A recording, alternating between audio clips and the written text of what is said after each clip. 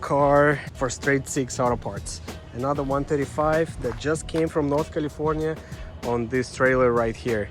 And this is how we took it down. To take the car from the parking, you need to have this tool, and then you insert it in the bolt right there, and that's how you turn it. I don't remember which. Oh, you turn it here. It's counterclockwise until you hear the click, and then how you put the DCT 1 series on neutral. Let's go. No filming and driving, but I guess we could do that in current circumstances. To the left, looks good. To the left, keep going. To the left, keep going. Oh, I think we hit the bumper. So it's 2011 135i on DCT transmission, and how you already know, as you already know, I brought some challenges taking it down from the trailer, because it's electronic shifter and it's hard to take it from the drive to neutral. Actually, it's in neutral, and how do you put it back? Here we go. I think I broke it. We'll figure it out. Anyway, all the airbags deployed. Absolutely well, not every single one. We got 2 more to go in the seats, but curtain airbags, dash airbag, steering wheel airbag, all deployed. Let's pop the hood. Oh yeah, I forgot there's no hood. Ooh. Hey, but see, the frame is good. Even though it looks terrible, the frame should be good. Let's take this shrink wrap out. I hate those shrink wraps. Okay, let's see. Oh, it looks pretty bad. What's going on with the engine? Can't really see anything in here. Can't really tell. It might be all right, it might be bad, we don't know. But the frame, look at the frame. It broke. Oh, something's flying on top, but the frame is broken. The weld, no, it's not even the weld, it's just the metal. The metal was smashed. Look in here, it's everything's smashed here. Yeah, we'll see. Nice Celica, bro. What do we got? Brembo brakes. Of course, Brembo brakes. Oh, need to fix it. Oh, Brembo brakes, they're not painted. That's good. The last car we got had red Brembo brakes, which was pretty bad for resale. It's best of the original. What is that nameless company? Let's check the trunk. Oh, look at that. Look at that BMW emblem. Beamer only. Must be some kind of Facebook group or something. Oh, it doesn't work from outside. Let's pop the trunk. Okay, the power is still there somehow. Oh, I forgot my tattoo on there. Okay, it's gotta have the Harman Kardon amp, which we can't really test right now. The battery is here, which is good. That's how it works. Let's forklift it in the middle and start checking. But first thing we have to do, we have to put it back on neutral. Oh, put it back on parking brake so the car doesn't roll. So we can forklift it. It's so bad without step.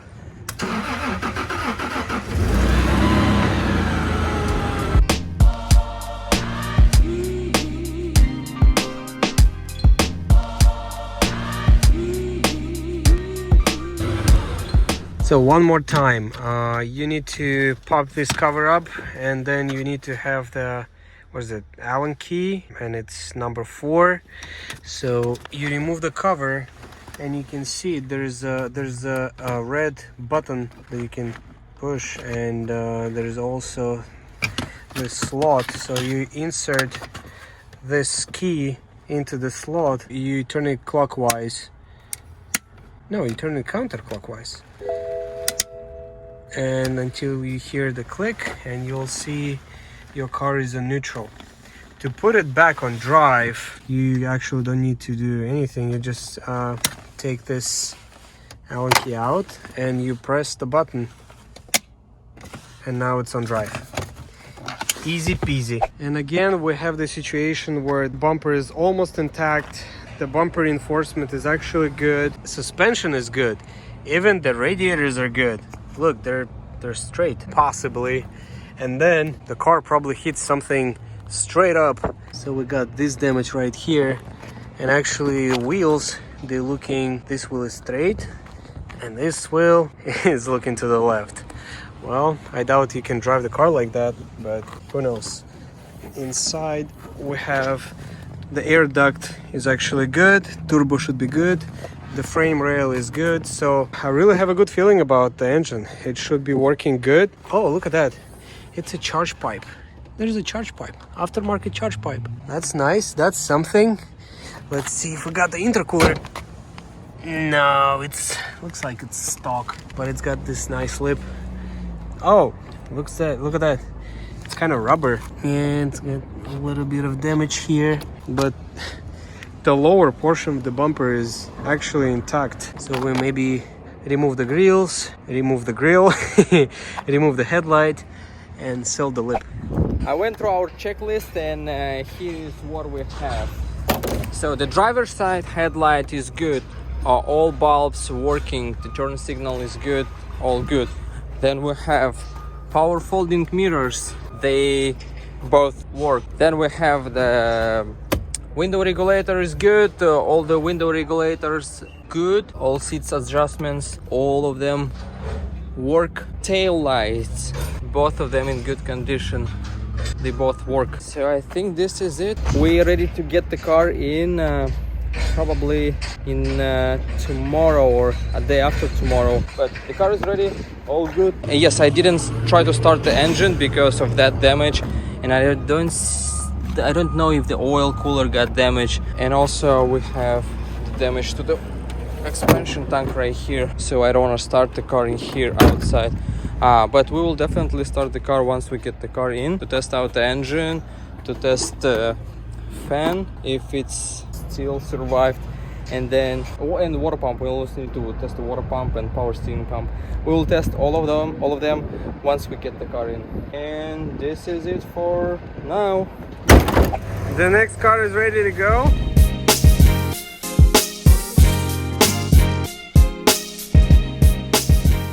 Okay, let's put it on neutral.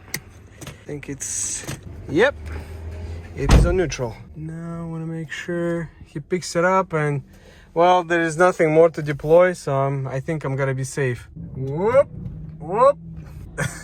That's a really weird feeling. That's scary and that's loud. Now we're gonna be good in there.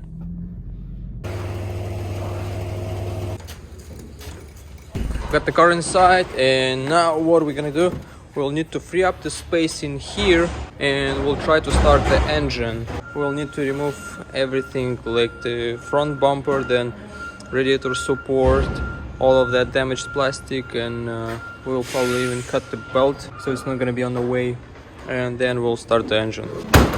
It's our 1 series without the front end. We removed the front bumper from front radiator support, everything from here. We replaced the expansion tank so it's not going to be leaking anywhere from there. We put the screw right here because it's, as you guys always know, as you guys know, it's always the problem, that small pin right here. And I think we're ready to start it right now. Nothing on the way in here, nothing touching the serpentine belt. Let's turn the jump box on. It's clicking, and I think we should be ready to start the car. 98,000 miles. So the shifter in neutral. To put it back in parking, we have to press this red button right here. Okay, it's in parking. Let's go ahead and try to start the car.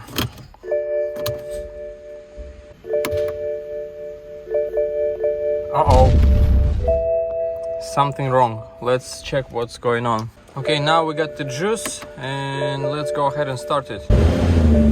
Woo! It's running. Low coolant, but that's fine. We're not gonna run it for a long time. What's that? We have the oil in the engine and fuel.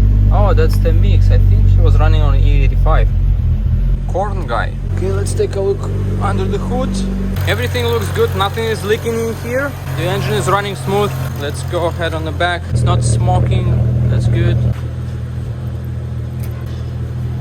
And now we can just rev it up a little bit, just a little bit, because it's still cold.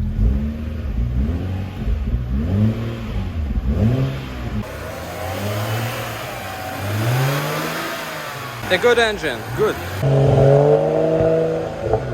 Perfect, perfect. Engine is running, everything good. And so now we can just go ahead and take apart the interior, remove the engine. Engine is tested. Everything else is tested, all good. we're good to go ahead and take it apart. Okay, we are at the end of day one, working on this 135. Right now we're draining the oil from the engine. Then we're gonna drain the oil from the transmission right here. Here is the cup for it. And also, meanwhile, we're draining the brake fluid from rear calipers right here. What we have under the car, we got the muffler delete just from here up here. That part has been replaced and everything else looks stock. Even the downpipe right here. And here is some damage right here to the control arm. It's slightly bent, not like that's how it's supposed to look like. And this how this one look like. All of these marks because of the forklift. They usually lift it up with the forklift at the auction, and that's what usually happens. You will have to, every time after you buy the car from the auction, you will have to replace those control arms, the lower one. They're always damaged right here. And sometimes you have rear one damaged as well. This one and this one, two of those. As example, we have the brand new car in here with those marks from the forklift. It's like mint condition. Front M Sport bumper on this 335 GT, and that's what they did at the auction. I think if you would even have the Lamborghini, they wouldn't even care. They would do the same to your front bumper. Did you just compare a Lamborghini to a GT? Yes, it's almost the same. I'm gonna take the car down and show you what we have left inside of the car. Pretty much nothing.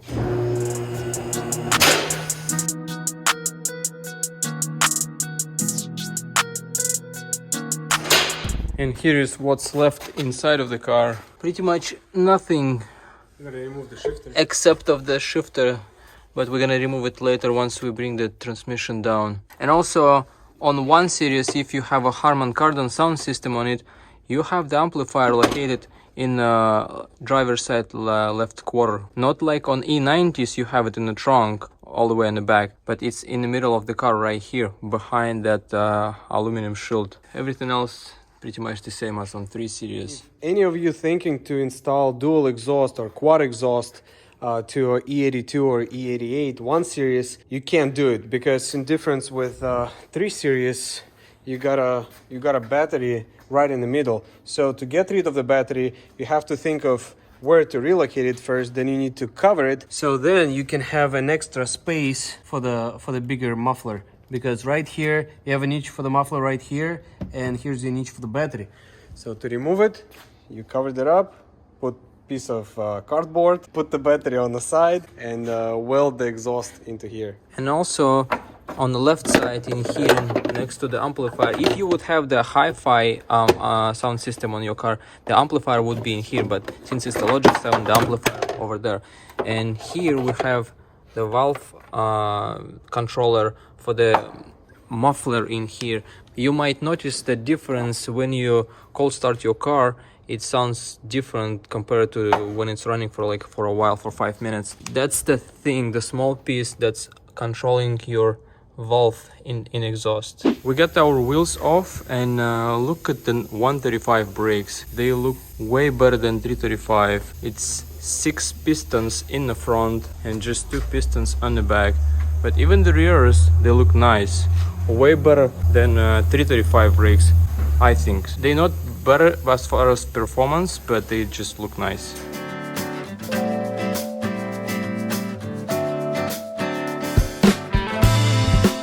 Okay, so we got our suspension out. Complete thing. We just dropped the whole subframe, those 4 bolts right here. And you're gonna have the whole suspension in here with the differential. We will need to use some of these control arms to fix our 135, the project car, and everything else will be available for sale. Okay, we prepared the engine to drop it off. Everything clear in here and over here. Okay, so we're ready to lift it up.